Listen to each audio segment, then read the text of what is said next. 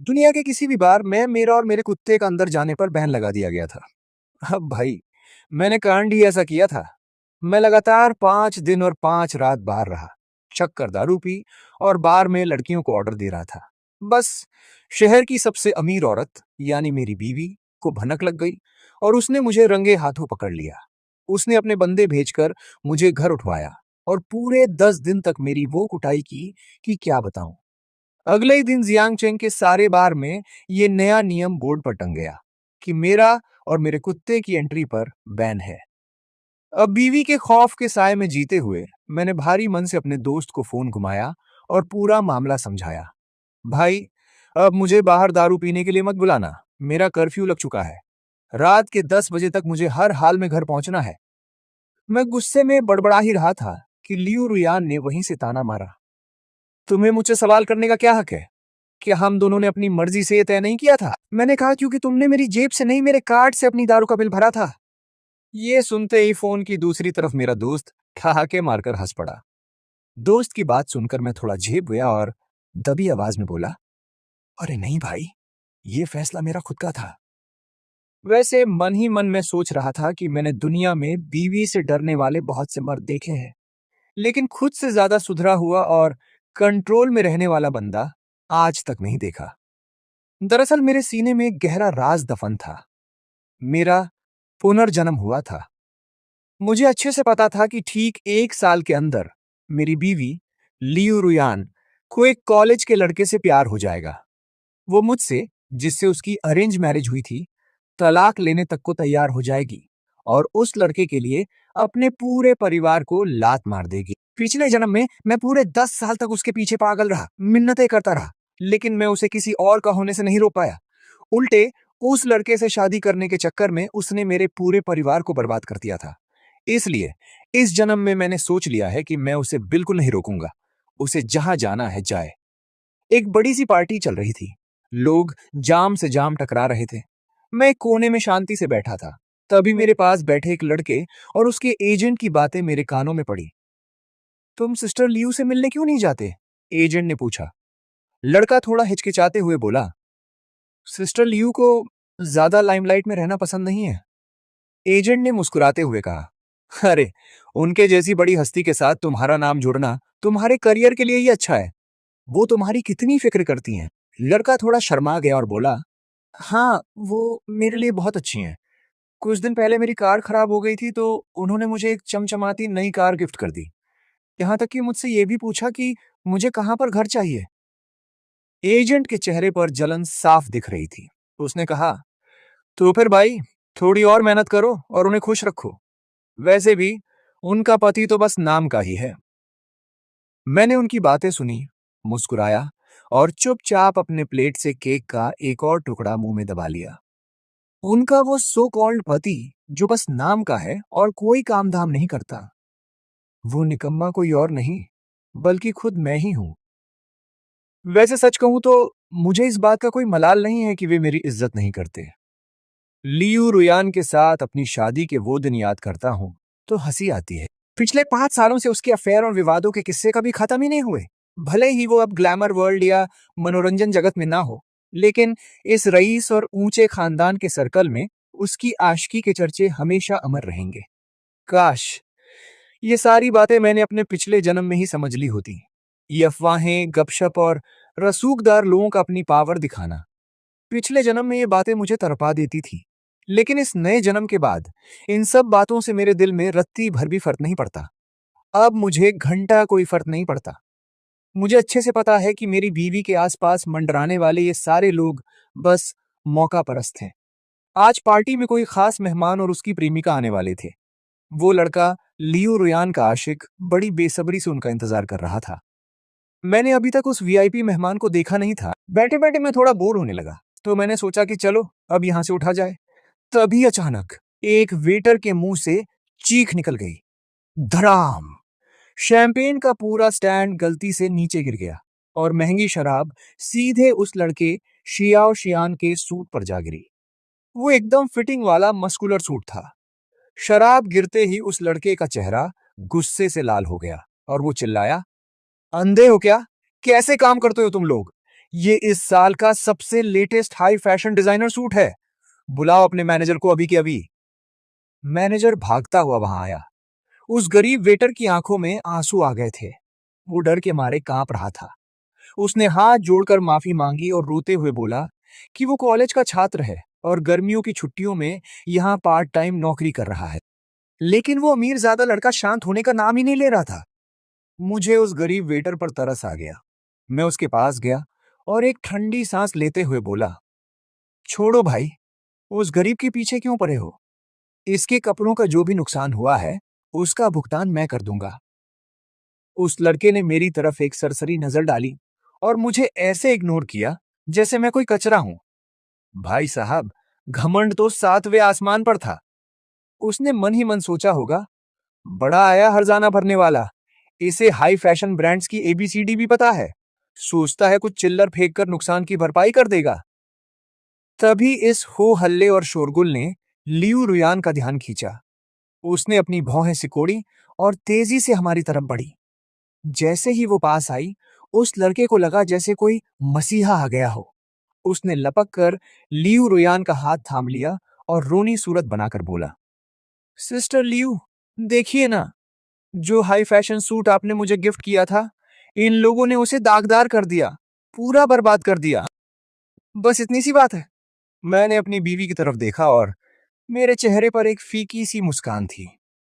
Liu रुयान ने मुझे एकदम ठंडी और बेरुखी भरी नजरों से देखा। फिर मेरी तरफ से मुंह मोड़कर उस लड़के को पुचकारते हुए बोली, अरे कोई बात नहीं, बस एक सूट ही तो था। मैं कल ही तुम्हारे लिए इससे भी बढ़िया नया सूट खरीद दूंगी। अब तुम टेंशन मत लो और आराम से घर जाओ। इतना कहकर वो आगे बढ़ गई। वो जवान और चिकना लड़का तो चला गया, लेकिन उसके बगल में खड़ा उसका एजेंट वहीं बुत बनकर खड़ा रहा, मानो लियू रुयान का जलवा देखकर उस पर कोई जादू हो गया हो। मुझे पहले से पता था कि लियू रुयान मर्दों को अपनी उंगलियों पर नचाना अच्छे से जानती है। उसका आकर्षण ही ऐसा है। लेकिन ये देखकर कि इतना कम उम्र का कॉलेज का लड़का भी उसके प्यार में इस कदर लट्टू है, मुझे अंदर से थोड़ा अजीब सा एहसास हुआ। खैर, लियू रुयान ने जाते जाते उस गरीब वेटर की तरफ एक हमदर्दी भरी नजरिया डाला और वहां से निकल गई। तभी उस वेटर ने मुझे बीच में ही रोक लिया। भाई जी, आज की मदद के लिए आपका बहुत बहुत शुक्रिया। क्या मैं आपका फोन नंबर ले सकता हूँ? प्लीज मुझे अपने कॉन्टैक्ट्स में जोड़ लीजिए। मैंने हाथ हिलाते हुए कहा, अरे भाई, क्या हम किसी और दिन साथ में खाना खा सकते हैं? कोई बात नहीं, इतनी फॉर्मेलिटी की जरूरत नहीं है। मैं वहां से निकलने ही वाला था कि तभी होटल का मैनेजर दौड़ता हुआ आया और उस वेटर लड़के को बुरी तरह डांटने लगा। तुम इतने लापरवाह कैसे हो सकते हो? अकल बेच खाई है क्या? मैनेजर की डांट सुनकर अचानक मेरे दिमाग की बत्ती जली। मैं झटके से मुड़ा और उस वेटर लड़के के चेहरे को गौर से देखने लगा। ओ भाई, तो ये वही था। ये कोई और नहीं बल्कि चेन जे था, मेरी बीवी का वो सच्चा प्यार।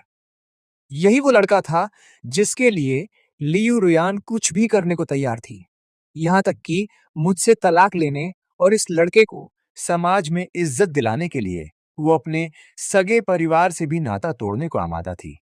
दरअसल लियू परिवार में मेरी शादी खानदानों को देखकर तय की गई थी। अगर हमारा तलाक होता तो दोनों परिवारों के बिजनेस और पैसों का बहुत बड़ा नुकसान होता। लेकिन लियू रोयान को इन सब बातों की कोई परवाह नहीं थी। वो बस मुझसे पीछा छुड़ाना चाहती थी। उसने तो मुझे मुंह मांगी रकम और भारी भरकम एल्यूमनी देने तक का ऑफर दे डाला था। पर बदकिस्मती देखो, पिछले जन्म में मैं कितना बड़ा गधा और इमोशनल फूल था। मुझे तब सिर्फ उसका प्यार चाहिए था, उसका पैसा नहीं। मैंने पूरे 10 साल तक पागलों की तरह उससे मोहब्बत की। मैं हमेशा यही सोचकर परेशान रहता था कि कोई ऐरा गहरा नत्थु खैरा इतनी आसानी से लियो रोयान का दिल कैसे चुरा सकता है। मैंने तलाक रोकने के लिए साम दाम दंड भेद सब लगा दिए, लेकिन मेरी इन हरकतों ने लियो रोयान को मुझसे और दूर कर दिया। आखिर में उसने अपने रसूख और पावर का इस्तेमाल करके मुझे दबा दिया, मुझे तलाक देने पर मजबूर कर दिया और मैं घुट घुट कर बिना प्यार पाए कंगाली और निराशा में मर गया। लेकिन इस जन्म में मैं किसी और की लव स्टोरी में विलन बनने का शौक नहीं रखता, और ना ही मुझे किसी ऐसे इंसान से अपनी बेइज्जती करानी है जिसके दिल में मेरे लिए कोई जगह ही नहीं है। मुझे याद है पिछले जन्म में जब मुझे चेन जे के बारे में पता चला था, तो मैंने उससे मिलने की बहुत कोशिश की थी। पर मेरी बीवी ने मुझे तुरंत फोन पर धमकी दे डाली थी कि अगर मैंने उस लड़के को छूने की भी हिम्मत की, तो वो हमारे दोनों परिवारों के रिश्ते हमेशा के लिए खत्म कर देगी।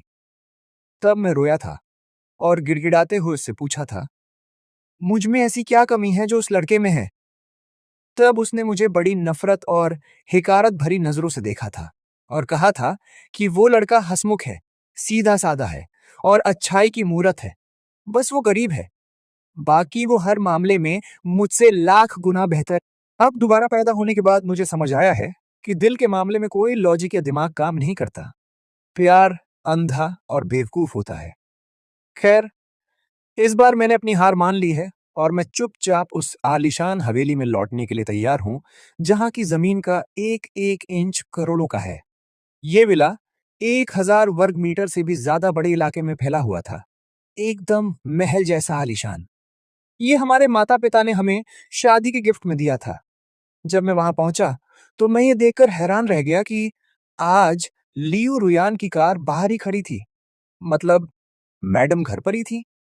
अंदर गया तो देखा कि लियू रुयान लिविंग रूम बैठक में सोफे पर पैर सिकोड़कर आराम से बैठी थी। उसने मेरी तरफ देखा। उसकी आंखों में हमेशा की तरह वही बर्फ जैसी ठंडी और बेरुखी थी। उसने रूखे लहजे में पूछा, तुम वहां क्या कर रहे हो? मैंने कोई जवाब नहीं दिया और चप्पल बदलने के लिए चुपचाप नीचे झुक गया। जूते उतारते ही मुझे अचानक उस वेटर का वो एप्रन याद आ गया, जिस पर एक छोटा सा स्माइली का निशान बना था। पूरी पार्टी में सिर्फ उसी का एप्रन ऐसा था, बाकी किसी का नहीं। और एक तरफ मैं हूं, मेरे सारे कपड़े चाहे कितने ही लाखों करोड़ों के क्यों ना हो, हमेशा वही पुराने, बोरिंग और सादे स्टाइल के होते थे। ये सोचते ही अचानक मुझे अपनी उन महंगी चप्पलों से घिन आने लगी। मैंने उन्हें गुस्से में एक तरफ फेंक दिया और नंगे पैर ही लिविंग रूम की तरफ बढ़ गया। लियू रुयान ने जब मुझे नंगे पैर घूमते देखा, तो उसकी भौहें सिकुड़ गईं और उसकी आंखों में हैरानी साफ दिख रही थी। जूते क्यों नहीं पहने? उसने पूछा। मैं उसके ठीक सामने सोफे पर बैठ गया और एकदम सपाट आवाज में बोला, नहीं पहनने की इच्छा है तो नहीं पहने। यह सुनकर लियू रुयान धीरे से हंसी, लेकिन उसकी हंसी में साफ ताना था। बड़े अजीब लग रहे हो, आखिर तुम्हें हो क्या गया है? मैंने मनी मन सोचा, जो कुछ भी हुआ है तुम्हारे होने वाले पति की वजह से हुआ है। इस अकेलेपन और बिना प्यार वाली शादी के 5 सालों ने मेरी सेहत का कबाड़ा कर दिया था। मैं दिन ब दिन दुबला और कमजोर होता जा रहा था, जबकि लियू रुयान का चेहरा आज भी उतना ही हसीन और चमकता हुआ था। मैंने अपनी नजरें घुमाई और सीधे लियू रुयान की आंखों में आंखें डालकर देखा। चलो, तलाक ले लेते हैं। मेरे मुंह से ये शब्द निकले ही थे कि लियू रुयान ने बड़े ही घटिया तरीके से मेरा मजाक उड़ाया। उसने अपना फोन सोफे पर पटका और मुझे एकदम बर्फीली नजरों से घूरते हुए बोली, मूचेन, अब ये तुम्हारा कौन सा नया नाटक है? क्या चाल चल रहे हो तुम? मैं सोफे से सीधे उठकर खड़ा हो गया और बिना डरे उसकी उन दबाने वाली नजरों का सामना किया। इस बार मैं मजाक नहीं कर रहा था, एकदम सीरियस था। 5 साल बीत चुके थे और जब तुम मुझसे कभी मोहब्बत कर ही नहीं सकती, तो बेहतर यही है कि हम दोनों एक दूसरे का पीछा छोड़ दें। मुझे अच्छे से पता था कि ठीक 1 महीने बाद सिटी ए में एक बहुत बड़ा बिजनेस सेमिनार होने वाला है। वहीं पर लियू रुयान की मुलाकात दोबारा चेन जे से होगी, जो वहां पार्ट टाइम वेलकम करने वाले का काम कर रहा होगा। लियू रुयान को पहली ही नजर में उससे ऐसा लव अटैक आएगा कि वो उसे पाने के लिए किसी भी हद तक गुजर जाएगी। पर मैं अब उनकी इस अमर प्रेम कहानी का बलि का बकरा नहीं बनने वाला। पिछले जन्म में मैंने उसे रोकने की पूरी कोशिश की थी, जिसका अंजाम बहुत बुरा हुआ था। इस जन्म में मैं खुद का तमाशा दोबारा नहीं बनने दूंगा। इसलिए मैंने सोच लिया है कि इन दोनों के मिलने से पहले ही मैं इज्जत से खुद पीछे हट जाता हूं, ताकि मैडम के प्यार का रास्ता साफ हो जाए। शायद मेरी नजरों में इस बार कुछ ज्यादा ही संजीदगी थी, क्योंकि लियू रुयान का चेहरा तुरंत गुस्से से काला पड़ गया। उसका मिजाज शुरू से ही गर्म था। अगर कोई उसे उंगली कर दे, तो वो उसे छोड़ती नहीं थी। उसके चेहरे पर एक खतरनाक मुस्कान आई और आंखों में गुस्सा चमक उठा। वो कड़क कर बोली, क्या मैं, लियू रुयान, तुम्हारे हाथ की कठपुतली हूं? जब मन किया शादी कर ली, जब मन किया तलाक मांग लिया। मुचेन, तुम्हें क्या लगता है कि तुम मेरे साथ ये खेल खेल सकते हो? दरअसल 5 साल पहले लियू और मू परिवार के बीच बहुत अच्छे ताल्लुकात थे। इसीलिए उन्होंने हमारी अरेंज मैरिज कराई थी। पर लियू रुयान का जो अड़ियल स्वभाव था, उसे देखते हुए ये तो साफ था कि वो इतनी आसानी से मेरी बात मानने वाली नहीं थी। बात बस इतनी सी थी कि 5 साल पहले मेरी दादी बहुत ज्यादा बीमार थी और उन्होंने ही लियू रुयान को इमोशनल करके मुझसे शादी करने पर मजबूर किया था। लियू रुयान जैसी घमंडी औरत के लिए एक मामूली खानदानी लड़के से जबरदस्ती शादी करना बहुत बड़ा अपमान था। पर शुक्र है कि उसने इस शादी को कभी सीरियसली लिया ही नहीं और अपनी दुनिया में मस्त रही। वैसे पिछले जन्म में मैं जिस लियू रुयान से पागलों की तरह प्यार करता था, वो अब धीरे धीरे अपने पारिवारिक बिजनेस की कमान संभाल रही थी और उसे अपने काम के लिए एक तगड़े और समझदार असिस्टेंट की जरूरत थी। मैं और मेरा वो असिस्टेंट वाला रोल 5 साल तक यूं ही चलता रहा, जिसे सोचकर आज मुझे खुद पर तरस और दुख होता है। वो अजीब तरीके से हंसी और बोली, तो तुम सचमुच इस शादी को सिर्फ नाम के लिए ही चलाना चाहते हो? लियू रुयान सिर्फ नाम के लिए वाले शब्दों को चबा चबा कर बोल रही थी, जैसे मेरा मजाक उड़ा रही हो। क्यों भाई, क्या तुम्हें आजकल बहुत अकेलापन और खालीपन महसूस हो रहा है? मैंने बहुत सोच समझकर नपे तुले शब्दों में कहा, नहीं, ऐसी कोई बात नहीं है, मैं बस। लेकिन मेरी बात पूरी होने से पहले ही लियू रुयान सोफे से उठी और बिल्ली की तरह दबे पांव मेरी तरफ झुकी। उसने सोफे के दोनों किनारों पर हाथ रखकर मुझे अपनी बाहों के घेरे में जकड़ लिया। मैं बिल्कुल फंस चुका था। उसने सीधे मेरी आंखों में झांकते हुए पूछा, अगर ऐसा है तो तुमने मुझसे कभी बात करने की कोशिश क्यों नहीं की? और आज अचानक तलाक लेने के लिए इतने उतावले क्यों हो रहे हो? लियू रुयान के जिस्म से हमेशा सिगरेट और एक महंगे परफ्यूम की मिली जुली महक आती थी। वो कभी मेरे इतने करीब नहीं आई थी। इससे पहले मैंने सिर्फ दूर से या उसके कोट से ही इस खुशबू को महसूस किया था। पर इस वक्त उसकी वो नशीली खुशबू मुझे चारों तरफ से घेरे हुए थी। लॉजिकली देखा जाए तो पिछले जन्म वाले मुचैन को इस करीबियत से बहुत खुश होना चाहिए था, पर इस जन्म में मुझे सिर्फ घुटन और चिढ़ महसूस हो रही थी। मैंने अपना मन पक्का कर लिया था कि मुझे ये घर और ये औरत छोड़नी है तो बस छोड़नी है। अब मुझे इस प्यार व्यार की हर चीज से नफरत हो चुकी थी। मैंने बात संभालते हुए कहा, ऐसी कोई बात नहीं है, मुझे बहुत पहले से ही अकेले रहने की आदत हो चुकी है। ये सुनते ही लियू रुयान झटके से सीधी खड़ी हो गई। सच तो ये था कि उसे शुरू से ही मुझ में रत्ती भर भी दिलचस्पी नहीं थी और अभी अभी जो उसने मेरे करीब आने का नाटक किया था, वो सिर्फ मुझे नीचा दिखाने और मेरा मजाक उड़ाने के लिए था। वो ऊंचे ओहदे पर बैठी एक घमंडी औरत थी।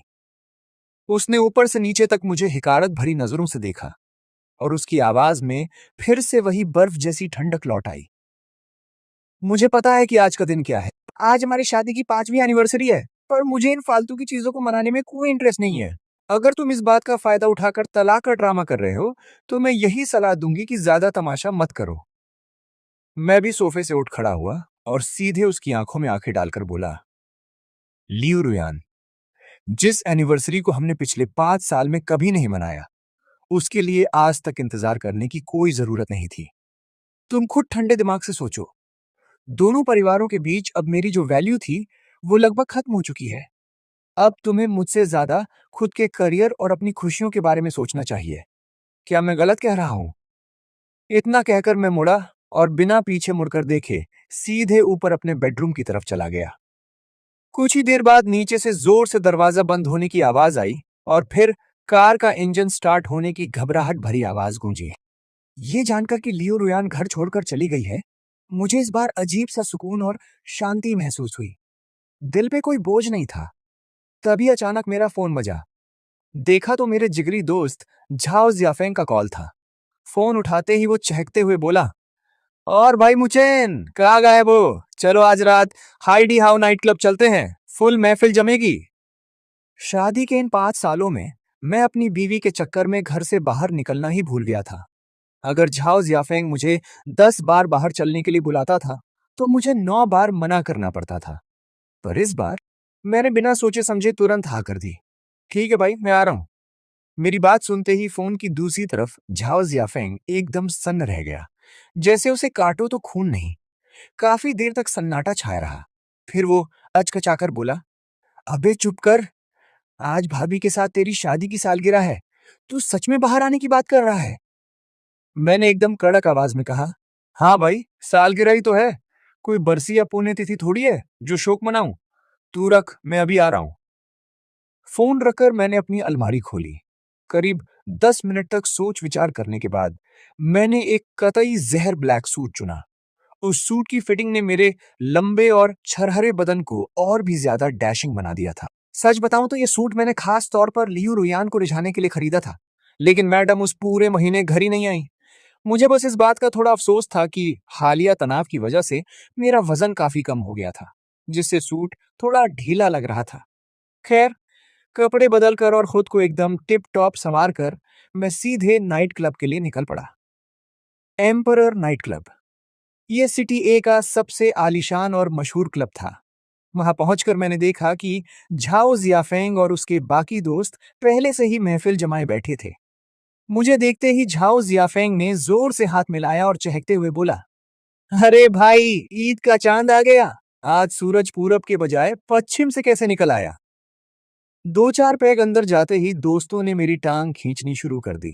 एक दोस्त हंसकर बोला, मो भाई, अगर आप आज भी नहीं आते तो हमें लगता कि 5 साल पहले आपकी शादी नहीं बल्कि आपका अंतिम संस्कार हुआ था, जहां से आप कभी लौट ही नहीं पाए। झाओ जियाफेंग ने उत्सुकता से आगे बढ़कर मेरी आंखें बड़ी बड़ी करने का नाटक किया और बोला, अबे सच बता, आज घर पर कैंडल लाइट डिनर छोड़ के यहाँ कैसे? मैं तो बस ये देखना चाहता हूं कि उस हिटलर औरत लियू रुयान ने तुझे फिर से घर से तो नहीं भगाया। मैंने झाओ जियाफेंग का हाथ झटक दिया और कहा, हट बे, मेरे बाल मत बिगाड़। ये सब मेरे जिगरी यार थे। पिछले जन्म में जब प्यार में अंधी लियो रुयान ने मेरे पूरे परिवार को सड़क पर ला दिया था, तब इन्हीं दोस्तों ने अपनी जान लगाकर मेरी मदद की थी। मुश्किल वक्त की वो दोस्ती मैं इस जन्म में भी कभी नहीं भूल सकता था। इसीलिए मैंने बिना कुछ छुपाए उन्हें अपने तलाक के फैसले के बारे में बता दिया। बस, मैंने अपने पुनर्जन्म वाली बात छुपा ली। मेरी बात सुनकर तीनों दोस्त कुछ सेकंड के लिए एकदम सुन्न रह गए। फिर तीनों ने एक साथ टेबल पर हाथ मारकर ताली बजाई। अरे वाह, हमारे मुंह भाई के सिर से आखिरकार इस आशिकी का भूत उतर। इस बात की खुशी में आज रात जी भर के पीते हैं। झाओ जियाफेंग उत्साह में चिल्लाया। माहौल ऐसा था मानो तलाक के बाद मुझे एक नई और आजाद जिंदगी का रास्ता मिल गया हो। पिछले जन्म का वो भयानक अंत अब बहुत पीछे छूट चुका था। हम सब थोड़े नशे में झूम रहे थे और शराब के सुरूर में सबके हौसले बुलंद थे। तभी झाओ जियाफेंग ने मेरे कंधे पर हाथ रखा और आंख मारते हुए कहा, मुमाई, जरा चारों तरफ नजरें घुमाओ, कुछ दिख रहा है? अगर यहां कोई भी कयामत लड़की पसंद आ जाए तो शर्माना मत, सीधे आगे बढ़ जाना। आखिर लियू रुयान के सामने हमें अपनी इज्जत भी तो बचानी है। शहर में जो अफवाहें उड़ रही हैं उनका जवाब भी तो देना है। नशे की वजह से मेरी आंखें थोड़ी भारी हो रही थी। फिर भी मैंने क्लब में चारों तरफ देखना शुरू किया। और भाई, बात भी सही थी। जब मेरी बीवी लियू रुयान खुलेआम कॉलेज के लड़कों को अपनी उंगलियों पर नचा सकती है, तो मैं ही क्यों पीछे रहूं? तभी घूमते घूमते मेरी नजर एक लंबे कद के लड़के पर टिक गई। उसकी वो पतली सी पीठ मुझे जानी पहचानी लगी। मैंने मन ही मन सोच लिया, अगर लियू रुयान अपने लिए कॉलेज के छोकरे ढूंढ सकती है, तो मैं भी किसी से कम नहीं हूं। मैं नशे में धुत होकर किसी कॉलेज की लड़की को ही ढूंढ रहा था। मैं लड़खड़ाते हुए आगे बढ़ा। हाथ में शराब का गिलास था। तभी मैंने एक लड़की के कंधे पर हाथ रख दिया और बोला, अरे सुंदरी, एक पैग मारोगी? मेरी तरफ से पार्टी। वो लड़की जैसे ही मुड़ी, उसके चेहरे पर एक भोलापन और सादगी थी। उसने हाथ जोड़कर माफी मांगते हुए सिर हिलाया। माफ करना भाई, मेरा पहले से ही एक बॉयफ्रेंड। मैंने तुरंत झुककर उससे माफी मांगी।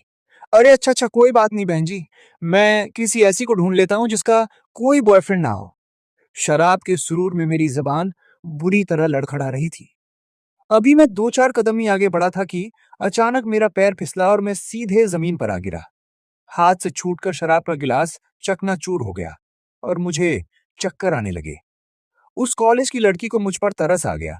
वो मदद के लिए आगे बढ़ी और बोली, भाई साहब, लाओ मैं आपको उठाती हूं। मैंने ऊपर देखा। मेरा चेहरा नशे और शर्म से लाल हो चुका था। धुंधली आंखों की वजह से मुझे एक अजीब सा वहम हुआ। मुझे उस लड़की के चेहरे में लियू रुयान दिखाई देने लगी, जो मुझे उसी पुरानी बर्फीली और नफरत भरी नजरों से घूर रही थी। उसे देखकर मैं घबराहट में उठने भागा और इसी आपाधापी में मेरा हाथ जमीन पर बिखरे कांच के टुकड़ों पर पड़ गया। कांच चुभते ही खून की धार बह निकली। दर्द और नशे के मारे मेरी आंखों के आगे अंधेरा छा गया और मैं वहीं बेहोश हो गया। मुचैन, तुम्हें क्या लगता है कि तुम्हारा ये खटारा परिवार मुझे रोक पाएगा? बेहोशी के उस सपने में मुझे फिर से ली रुयान का वही बेरहम और कड़क चेहरा दिखाई दिया। मैं एक पागल आशिक की तरह बिखरे हुए लिविंग रूम में घुटनों के बल गिरा हुआ था और मेरी आंखों से बेकाबू होकर आंसू बह रहे थे। पिछले जन्म में जब मेरे मम्मी पापा को पता चला था कि लियू रुयान मुझसे तलाक चाहती है, तो उन्होंने लियू खानदान के बड़े बुजुर्गों के साथ मिलकर उस पर बहुत दबाव बनाया था। लेकिन लियू रुयान तो अपनी जिद की पक्की थी। उसने किसी की एक न सुनी। वो अपनी मनमानी पर अड़ी रही। यहां तक कि खुद का करोड़ों का नुकसान करके उसने मेरे पूरे मुंह परिवार को सड़क पर लाकर बर्बाद कर दिया। लियू परिवार के बड़े बुजुर्गों ने शुरू शुरू में तो उसका बहुत विरोध किया था। उसे खूब खरी खोटी सुनाई थी। लेकिन जब उसने मेरे परिवार को घुटनों पर ला दिया, तो उनके पास भी लियू रुयान के आगे घुटने टेकने के अलावा कोई रास्ता नहीं बचा। बाद में मैंने सुना था कि उन लोगों ने उस वेटर लड़के यानी चेन जे को भी अपने दामाद के रूप में अपना लिया था। लियू रुयान ने उसे दुनिया की हर मुसीबत से बचाकर रखा था, जिसके दम पर उसने धीरे धीरे लियू रुयान के मम्मी पापा का दिल भी जीत लिया। मैं सपने में भी रोते हुए यही चिल्ला रहा था, लियू रुयान, मैंने पूरे 10 साल तक पागलों की तरह सिर्फ तुमसे मोहब्बत की थी। क्या तुम्हारे दिल के किसी कोने में मेरे लिए रत्ती भर भी फीलिंग? सपने में मैं अपना चेहरा छिपाकर रो रहा था। उंगलियों के बीच से आंसू बह रहे थे। तभी लियू रुयान ने मुझे बड़ी ही बेरुखी और नफरत भरी नजरों से देखा और कड़क कर बोली, मुचैन, मैंने तुम्हें इज्जत से अलग होने का मौका दिया था, लेकिन तुमने उसकी कदर नहीं की। उसी वक्त उसका फोन बज उठा। ये उसकी वो स्पेशल रिंगटोन थी जो उसने सिर्फ अपने आशिक के लिए लगा रखी थी।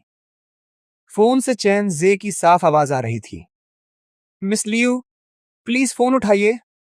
मिस लियू, जल्दी फोन उठाइए ना। उस रिंगटोन को सुनते ही लियू रुयान जिस तरह हड़बड़ाकर भागी, उसे देखकर मेरा सिर चकराने लगा और सीने में एक भयानक दर्द उठा। घुटन के मारे मेरा दम निकलने ही वाला था कि तभी झटके से मेरी आंख खुल गई। मैं जोर जोर से हाफ रहा था।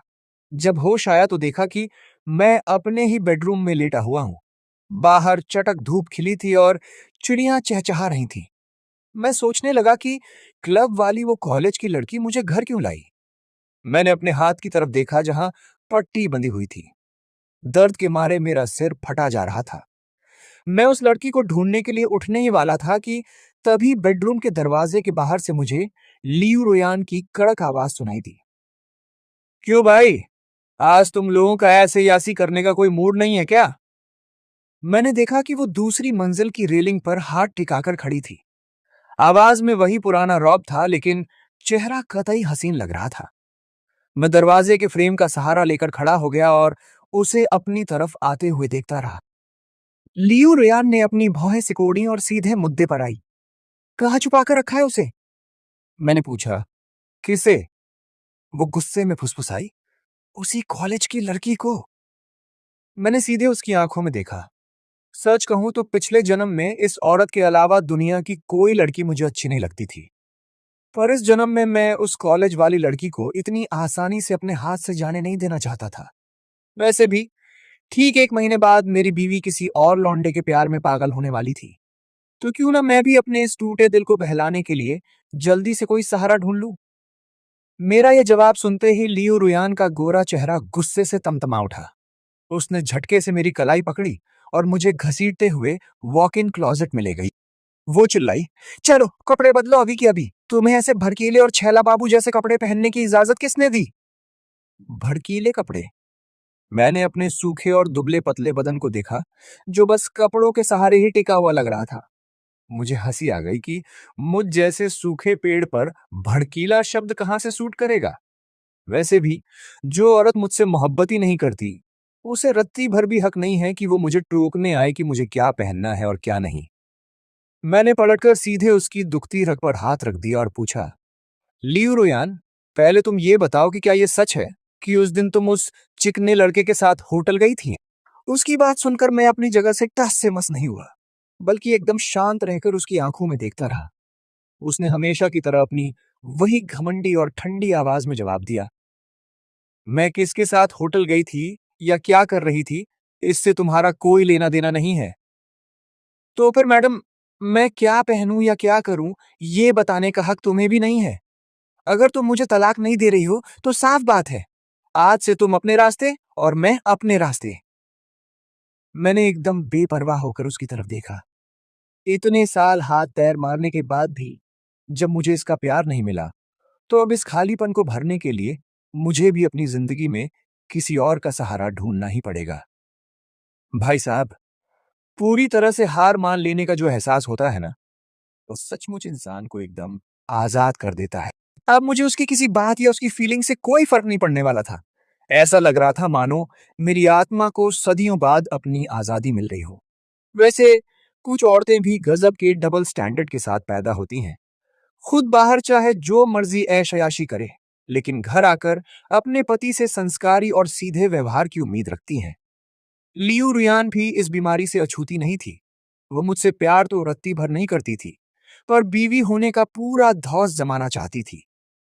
लियू रुयान ने मुझे नीचा दिखाते हुए ताना मारा, अच्छा, तो अब तुम मुझे धोखा देने की प्लानिंग कर रहे हो?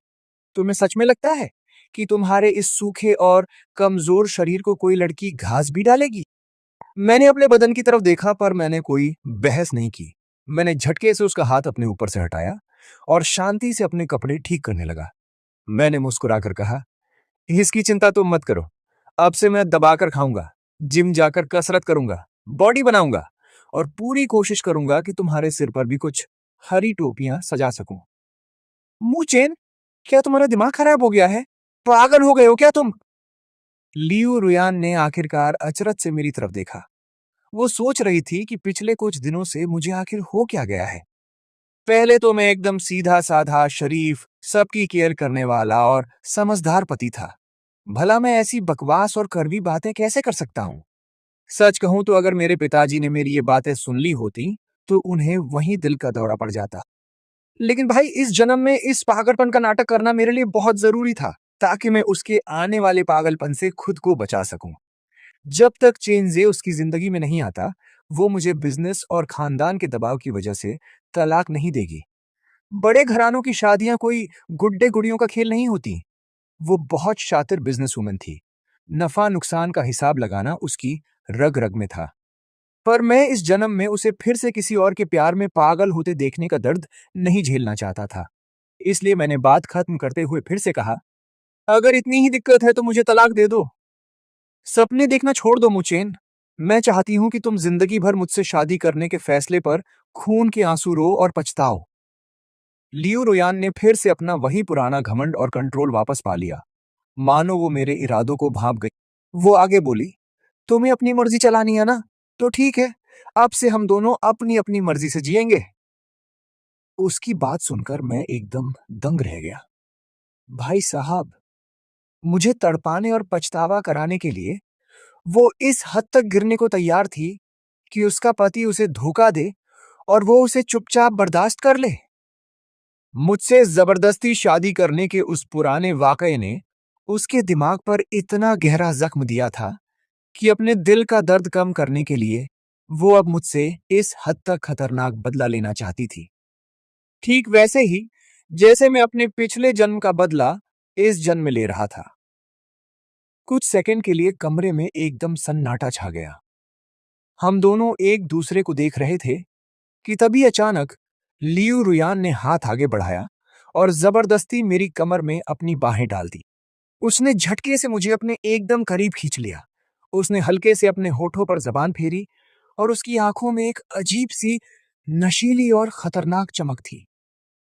उसने पास आकर फुसफुसाया, क्यों ना पहले मैं तुम्हारी बॉडी फिट करने में थोड़ी मदद कर दूं? नहीं, बिल्कुल नहीं। मैंने तुरंत झटके से लियू रुयान को धक्का देकर खुद से दूर कर दिया। जिन लोगों का बिछड़ना पहले से तय हो, उन्हें दोबारा एक दूसरे के करीब नहीं आना चाहिए। लियू रुयान ने अपनी आंखें सिकोड़ लीं और मुझे ऊपर से नीचे तक घूरने लगी। वो बहुत चालाक और समझदार औरत थी। उसने मेरे इस अजीब व्यवहार को पक्का नोटिस कर लिया था।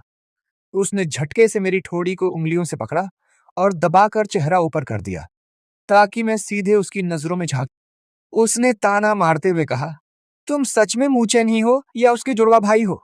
जो आदमी पिछले 10 साल से मेरे पीछे पागलों की तरह मरा जा रहा था, वो अचानक ऐसा कैसे बदल सकता है? ये सब इतना अजीब क्यों लग रहा है? मैंने चेहरे पर एक नकली और जबरदस्ती वाली मुस्कान लाते हुए कहा, जैसा तुम्हें ठीक लगे वैसा सोचो। लियू रुयान ने कड़क कर कहा, मूचेन, हमारी शादी कोई गुड्डे गुड़ियों का खेल नहीं है। अगर ये टूटी तो बिजनेस और खानदान के नफा नुकसान की कई बड़ी मुश्किलें खड़ी हो जाएंगी। मेरे पास तुम्हारे इस प्यार नफरत के ड्रामे में बर्बाद करने के लिए फालतू समय नहीं है। अगर तुम सचमुच अकेले नहीं रह पा रहे हो और बाहर जाकर मुंह मारना ही चाहते। इतना कहकर वो मेरे कान के बिल्कुल पास झुकी और जहरीली आवाज में बोली, तो बाहर जाकर जो मर्जी गुल खिलाओ, लेकिन जरा संभल कर। मैं खानदान के बाहर का कोई नाजायज बच्चा इस घर में बर्दाश्त नहीं करूंगी। भाई साहब, जो बंदा पिछले जन्म में एक बार तड़प तड़प कर मर चुका हो, उसका मन तो एकदम शांत और पत्थर होना चाहिए था। लेकिन पता नहीं क्यों उस वक्त मुझे इतना तगड़ा गुस्सा आया कि बिना सोचे समझे मैंने अपना हाथ उठाया और चटाक, मैंने उसके चेहरे पर एक जोरदार थप्पड़ जड़ दिया। थप्पड़ इतनी तेजी से लगा कि मेरी खुद की हथेली में झंझनाहट होने लगी। लियू रुयान को जिंदगी में पहली बार किसी ने थप्पड़ मारा था। उसके गोरे गाल पर मेरी 5 उंगलियों के लाल निशान छप गए थे। उसने बड़े ही सलीके और झटके से अपना। उस वक्त भी उसकी शर्ट की नेकलाइन और उसका वो घमंडी चेहरा बेहद खूबसूरत और शालीन लग रहा था। चोट खाने के बाद भी मैडम का एटीट्यूड कम नहीं हुआ था। उसने धीरे से अपना चेहरा मेरी तरफ घुमाया। उसकी आंखों में इस वक्त साफ तौर पर खून उतर आया था, मानो वो अभी की अभी मेरा गला घोंट देगी। थप्पड़ मारने की वजह से मेरे हाथ कांप रहे थे, डर के मारे नहीं, बल्कि गुस्से और झटके की वजह से। और भाई, उस थप्पड़ के झटके से मेरे हाथ का वो कांच वाला जख्म फिर से खुल गया और पट्टी से खून बाहर रिसने लगा। लियू रुयान ने मेरे बहते खून पर एक ठंडी नजर डाली, फिर बिना कुछ बोले मुड़ी और वहां से पैर पटकती हुई चली गई। वो मुझे उसी ठंडे कमरे में एकदम अकेला और वीरान छोड़कर गया। मैंने अपनी पट्टी से टपकते खून को देखा, पर मुझे कोई अफसोस नहीं था। मन ही मन मैंने सोचा, चलो, अच्छा ही है। ये दर्द पिछले जन्म के उस दिल टूटने वाले दर्द से तो लाख गुना बेहतर है। उस थप्पड़ के बाद लियू रुयान घर से ऐसी गायब हुई कि फिर सीधे पेज 3 और मनोरंजन जगत की गपशप वाली खबरों में ही दिखाई दी। कभी किसी नाइट क्लब में, कभी किसी बड़ी डील में उसका नाम कई रईस मर्दों के साथ जोड़ा जा रहा था। वो घर नहीं आ रही थी और मैं कैलेंडर पर एक एक दिन गिन रहा था।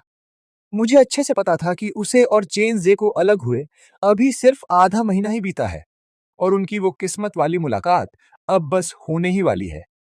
इसीलिए आजकल मैं समय निकालकर शहर की उस खास कॉफी शॉप में चक्कर काटने लगा था जहां चेन जे काम कर। मैंने वहां बैठकर एक कड़वी ब्लैक कॉफी मंगवाई और चुपचाप कोने वाली सीट से उसे काम करते हुए देखने लगा।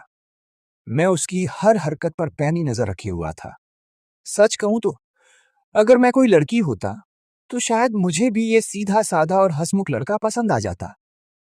तभी कॉफी शॉप के एक कर्मचारी ने आवाज लगाई, चेंजे, ओ चेंजे, बाहर देख, तेरी गर्लफ्रेंड तुझसे मिलने आई है। चेंजे मुस्कुराते हुए बाहर भागा। हाँ, मुझे अच्छे से याद आया कि इस वक्त उसकी एक कॉलेज वाली गर्लफ्रेंड भी थी, लेकिन वो बेचारी सीधी सादी लड़की लियू रुयान जैसी रसूखदार और ताकतवर औरत का मुकाबला करने के लायक बिल्कुल नहीं थी।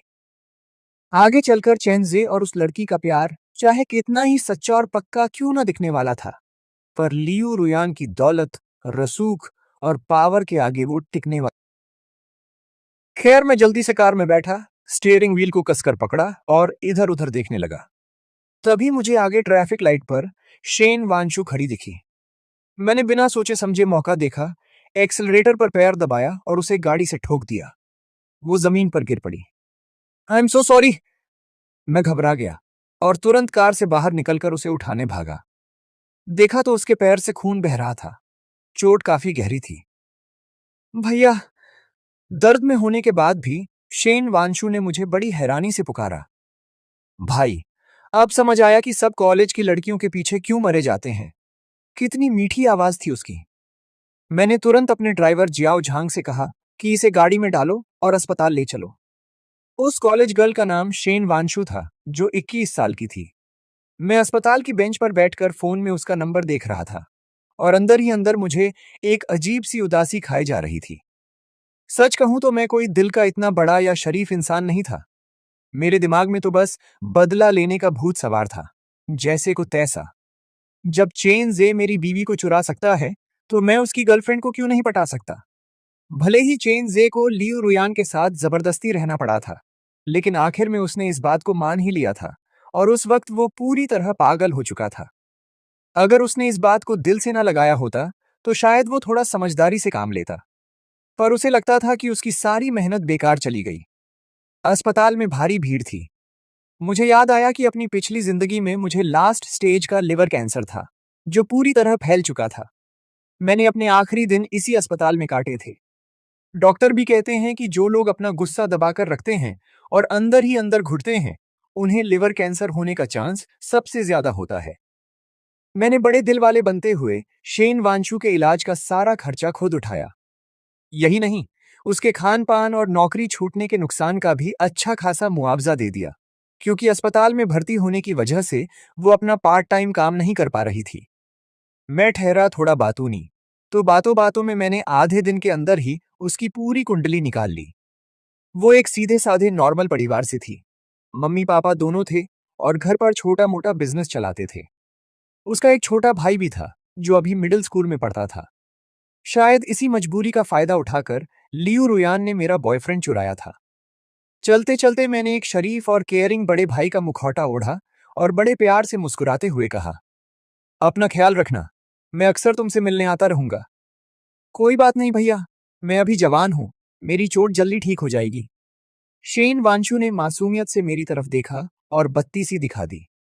उसका ये जवान और तंदुरुस्त कहना मुझे थोड़ा अजीब लगा। वैसे मैं भी कोई इतनी बूढ़ी नहीं हो गई थी, सिर्फ 27 साल की ही तो थी, कोई 72 की नहीं। लेकिन उस 5 साल की घुटन भरी शादी और भूख न लगने की बीमारी ने मुझे अंदर और बाहर दोनों से बूढ़ा बना दिया था।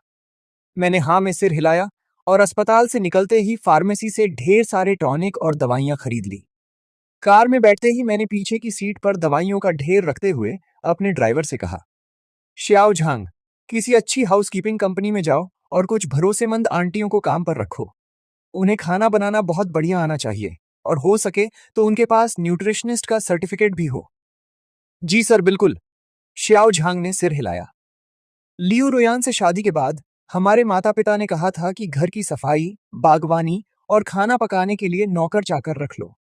लेकिन मैं तो प्यार के भूत में अंधी थी। मैंने साफ मना कर दिया। मुझे लगता था कि हमारे इस लव नेस्ट में कोई तीसरा आएगा तो अजीब लगेगा। हमारे रोमांस में खलल पड़ेगा। जैसे लिविंग रूम से किचन तक का वो पर्सनल स्पेस खराब हो जाएगा। नतीजा क्या हुआ? मैंने अपनी जिंदगी का कबाड़ा कर लिया। अब जब मेरा पुनर्जन्म हो चुका है, तो मैं ऐसे फालतू के हसीन सपने दोबारा नहीं देखने वाली। जब मैं घर लौटी तो मैं आगे आगे चल रही थी और श्याओ झांग पीछे पीछे जड़ी बूटियों और दवाइयों के पैकेट उठाए आ रही थी। जैसे ही दरवाजा खुला, लियू रुयान सीढ़ियों से नीचे उतर रही थी। वो चलते चलते अपनी कलाई की घड़ी ठीक कर रही थी। मानना पड़ेगा, उसकी चाल में एक अलग ही स्वैग और कशिश थी। मैंने कहा, श्याओ झांग, अब तुम जा सकती हो। श्याओ झांग ने दवाइयों के पैकेट टेबल पर रखे, लियू रुयान को तमीज से नमस्ते किया और दबे पांव वहां से खिसक गई। लियू रुयान ने टेबल पर रखी दवाइयों के ढेर की तरफ देखा तक नहीं। उसने बस रूखे और बेपरवाह अंदाज में कहा, 1 घंटे में कॉकटेल पार्टी है, तुम्हारे मम्मी पापा भी आ रहे हैं, तैयार हो जाओ, तुम्हें मेरे साथ चलना है। वो मुझे किसी भी इवेंट में तब तक साथ नहीं ले जाती थी जब तक कि उसका कोई फायदा ना हो। बिल्कुल मेरे पापा की तरह। मम्मी पापा भी आ रहे हैं। सच बताऊं तो जब से मेरा पुनर्जन्म हुआ है, मैं अपने माता-पिता से मिलने नहीं गई थी। ऐसा नहीं था कि मैं उनकी इज्जत नहीं करती, बल्कि पिछले जन्म में जो कुछ भी हुआ था, उसकी वजह से मेरे अंदर एक अजीब-सा गिल्ट था और उनसे मिलने में थोड़ा डर भी लग रहा था। खैर, जो होगा देखा जाएगा। मैं उठी और ऊपर अपने कमरे में चली गई। पिछले 2 हफ्तों से मैं खाली नहीं बैठी थी। मैंने अपने लिए कपड़ों का एक पूरा नया कलेक्शन खरीदा था, जो मेरे पुराने स्टाइल से बिल्कुल हटकर था। मैंने एक बहुत ही क्लासी सूट चुना, जिसकी फिटिंग और कॉलर का डिजाइन एकदम लाजवाब था। वैसे तो मैं काफी पतली हो गई हूं, लेकिन मेरी हाइट अच्छी खासी है, इसलिए कपड़े मुझ पर फबते हैं। बस थोड़ी सी कमजोरी दिख रही थी। खुद को अच्छे से तैयार करने के बाद मैंने हाथ में एक चमचमाती हुई महंगी घड़ी पहनी, जो रोशनी पड़ते ही सबका ध्यान खींच ले।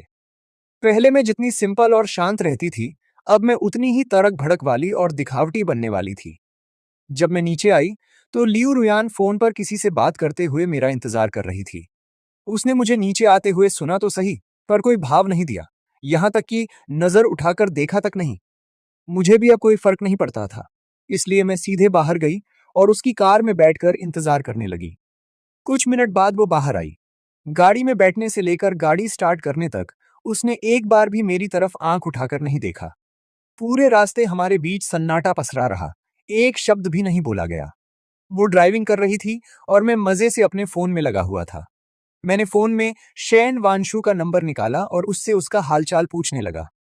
बोला, वांशु, अगर तुम्हें अस्पताल की कैंटीन का खाना अच्छा ना लगे, तो मुझे बताना।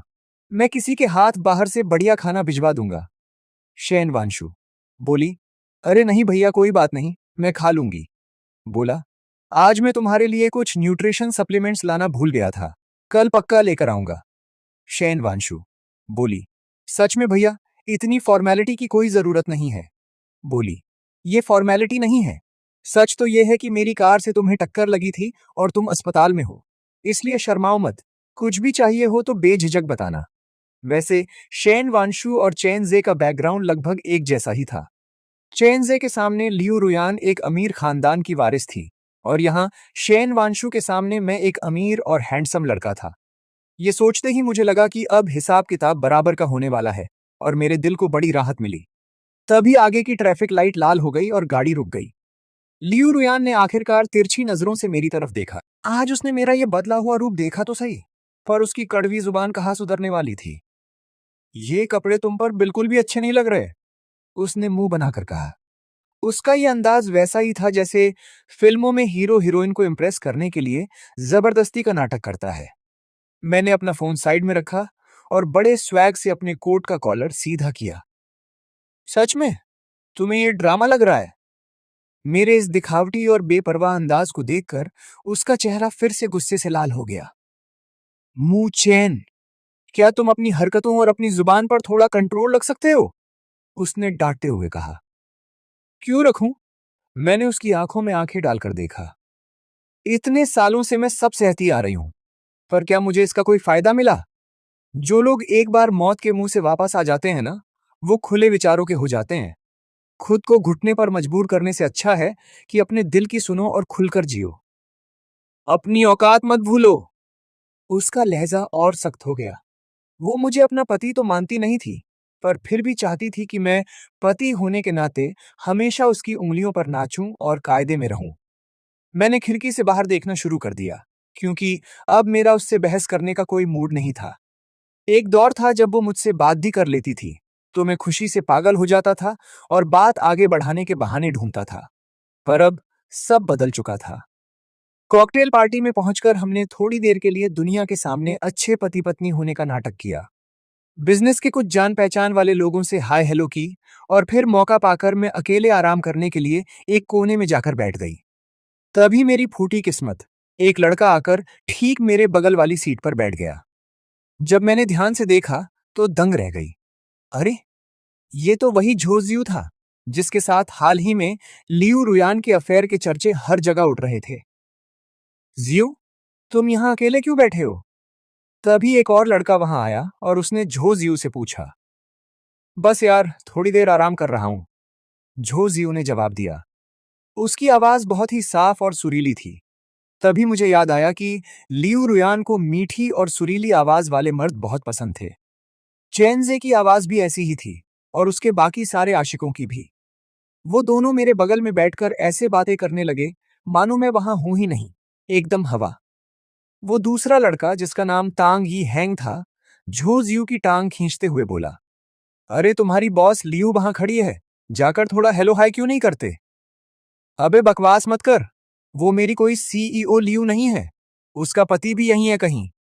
झो जियू ने उसे घूरते हुए कहा।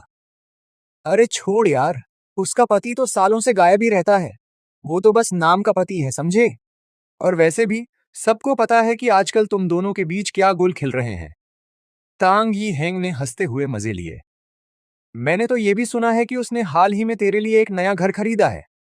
तांग यी हैंग ने पूरी जलन और ईर्ष्या के साथ झो जियू से कहा। हाँ भाई, वो मेरे मामले में दिल खोलकर खर्चा करती है, बहुत दरिया दिल है। झो जियू ने हवा में कॉलर ऊंचा करते हुए अपनी शेखी बघारी।